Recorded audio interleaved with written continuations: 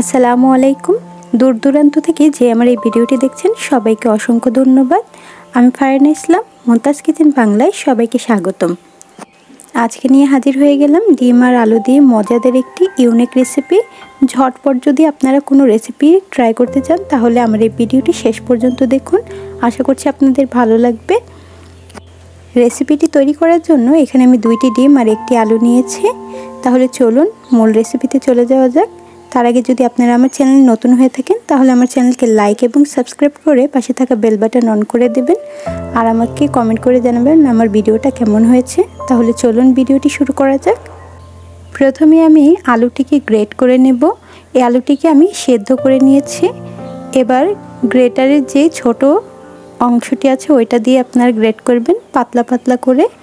এবার এই আলুর মধ্যে আমি দিয়ে দিচ্ছি একটি পেঁয়াজ কুচি, 2টি কাঁচামরিচ কুচি আর সামান্য পরিমাণ ধনেপাতা। দিয়ে দিচ্ছি হাফ চা চামচ হলুদের গুঁড়া, 1 চা চামচের মতো লবণ দিয়ে হাতের সাহায্যে একটু মেখে নেব। আমি বেশি মশলা ইউজ করে রেসিপিটার স্বাদটা নষ্ট করতে চাই না। অল্প উপকরণে সহজভাবে এই রেসিপিটা আপনাদেরকে আজকে দেখিয়ে দেব। দেখুন আমি আলুগুলোকে ভালো করে হাতের সাহায্যে একটু মেখে নিলাম। এবার এখানে আমি যে ডিমগুলো রেখেছিলাম ওইগুলো দিয়ে দেব। আপনারা চাইলে 1টি ডিম দিয়েও এই রেসিপিটা করতে পারেন, তবে আমি 3 জন মানুষের জন্য করছি তাই 2টি ডিম ইউজ করলাম।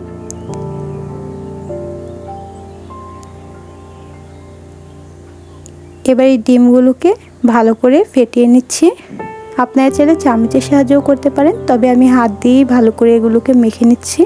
আমার থেকে এইভাবেই কমফোর্টেবল লাগে।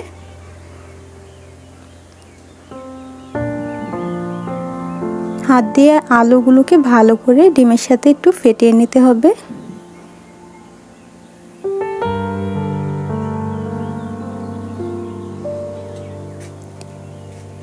আমার ফাটানো হয়ে গেছে। এবার আমি চুলাতে চলে যাব এই ডিমটা ভাজার জন্য।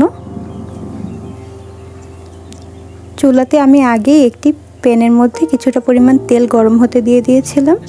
তেলটা গরম হওয়ার পরে এখানে আমি ডিমটা দিয়ে দিব আর চুলার আঁচটি অবশ্যই মিডিয়াম টু লোতে রাখবেন। তারপর একটি ঢাকনা দিয়ে ঢেকে দিবেন। 3 মিনিট পরে ফিরে এলাম। দেখুন আমার ডিমটা সুন্দরভাবে ফুলে উঠেছে আর এক পাশটা লাল হয়ে এসেছে। এবার আমি উল্টে দিচ্ছি। অবশ্যই চুলার আঁচটি মিডিয়াম টু লোতে রেখে ডিমটা সুন্দরভাবে ভেজে নিতে হবে যাতে কাঁচা না থেকে যায়। আপনারা ডিমটা ভাজার সময় প্রথম দিকে অবশ্যই ঢাকনাটা ইউজ করবেন। অনেকে বলে ডিম ভাজলে নাকি গ্রান আসে না। যদি ঢাকনা ব্যবহার করেন তাহলে দেখবেন সুন্দর একটি ডিমের গ্রান চলে এসেছে। আমার দ্বিতীয় পাশটিও ভাজা হয়ে গেছে। এবার আমি এই ডিমটাকে 3টা ভাগে ভাগ করে নেব। আপনারা আপনাদের পছন্দ অনুযায়ী ভাগ করে নিতে পারেন। এবার মাঝখান থেকে আমি একটু উল্টে দিচ্ছি। এইভাবে ডিমটা খুব সুন্দর করে ফুলে উঠবে আর দেখতেও ভালো লাগবে। আমার ডিমটা ভাজা হয়ে গেছে। এবার আমি নামিয়ে নিচ্ছি। চুলাতে আবার ফ্রাই প্যানটা বসিয়ে কিছুটা পরিমাণ তেল দিয়ে দিলাম। মিডিয়াম টু লো আছে আমি তেলটাকে গরম করে নেব। তারপর এর মধ্যে দিয়ে দিচ্ছি গোটা জিরে। এই জিরেটা আমি ততক্ষণ ভাজবো যতক্ষণ না এর মধ্যে থেকে সুন্দর একটা ফ্লেভার চলে আসছে। জিরাটা ভাজা হয়ে গেলে এখানে 2টি পেঁয়াজ কুচি আমি অ্যাড করে দিচ্ছি। পেঁয়াজটাকেও আমি একটু নরম করে নেব। বেশি ভাজা ভাজা করার দরকার নেই, শুধু একটু হালকা ভেজে নরম করে নিতে হবে। আমার এই রেসিপিটা আপনাদের কাছে কেমন লাগছে অবশ্যই কিন্তু আমাকে কমেন্ট করে জানাবেন। পেঁয়াজটাকে আমি 2-3 মিনিটের মতো হালকা ভেজে নিচ্ছি। 2-3 মিনিট ভাজা হয়ে গেলে এখানে আমি অ্যাড করে দিব একটি বড় সাইজের টমেটো কুচি। টমেটোটাকে আমি ছোট ছোট টুকরো করে কেটে নিয়েছি। এতে করে খুব তাড়াতাড়ি সেদ্ধ হয়ে যাবে। যতক্ষণ না টমেটোটা নরম হয়ে আসছে আমি ততক্ষণ টমেটোটাকে ভেজে নেব। 2-3 মিনিট ভাজার পরে দেখুন টমেটোটা কত সুন্দর নরম হয়ে এসেছে। এবার এই পর্যায়ে আমি এখানে অ্যাড করে দিচ্ছি 2টি পেঁয়াজ, 1 টুকরো আদা এবং 3টি কাঁচামরিচের পেস্ট। এই পেস্টটা দিলে কিন্তু এই ডিমের মধ্যে খুব ভালো একটা ফ্লেভার আসে। তাই অবশ্যই দেওয়ার চেষ্টা করবেন। এই পেস্টটা দেওয়ার পরে আরও 3-4 মিনিটের মতো মশলাটাকে আমি ভালো করে ভেজে নেব।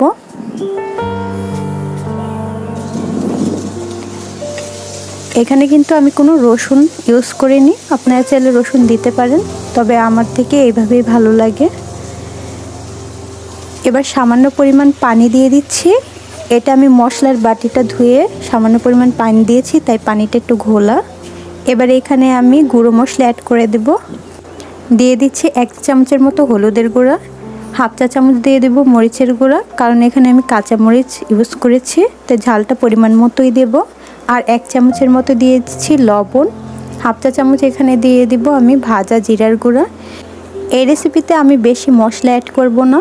অনেকেই আছেন আপনারা গরম মশলা নানান রকমের সস ইউজ করে এই রেসিপিটা তৈরি করেন, তবে তাতে আমার মনে হয় যে ডিমের যে অরিজিনাল ফ্লেভারটা থাকে ওইটা নষ্ট হয়ে যায়। আমি যেইভাবে নর্মালি বাসায় ট্রাই করি ওইভাবে আপনাদের দেখানোর চেষ্টা করলাম। এতে করে কিন্তু সুন্দর ডিমের একটা ফ্লেভার কিন্তু সবসময় বজায় থাকে। এবার এই মশলাটাকে আমি খুব ভালো করে কষিয়ে নিয়েছি। দেখুন উপর থেকে তেল ভেসে উঠেছে। এবার কিছুটা পরিমাণ পানি অ্যাড করে দেব। এখানে আমি 1/2 কাপ পরিমাণ পানি অ্যাড করেছি ঝোলের জন্য। এবার ভেজে রাখা ডিমগুলো এর মধ্যে আমি দিয়ে দিব।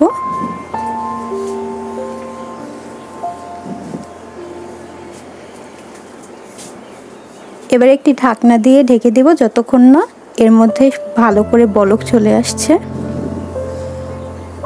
5-6 মিনিট পরে ফিরে এলাম। দেখুন আমার ডিমগুলো ঝোলটা টেনে সুন্দর ফুলে উঠেছে, দেখতেই পাচ্ছেন।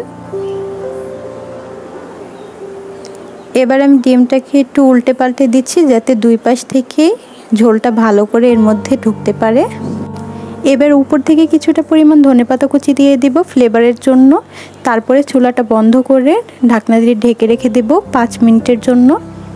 পরে পরিবেশন করে দেখাচ্ছি। দেখুন কতটা সুন্দরভাবে ডিমটা ঝোলগুলো অ্যাবজর্ব করে নিয়েছে। আমার ঝোলটা কিন্তু একদম মাখা মাখা হয়েছে আর ডিমটাও সুন্দর ফুলে উঠেছে। খেতে কিন্তু খুবই ভালো হয়েছিল। আমার ভিডিওটা কেমন হয়েছে কমেন্ট করে জানাতে ভুলবেন না। ভিডিওটা শেষ পর্যন্ত দেখার জন্য সবাইকে অসংখ্য ধন্যবাদ। সবাই ভালো থাকবেন, সুস্থ থাকবেন। আল্লাহ হাফেজ।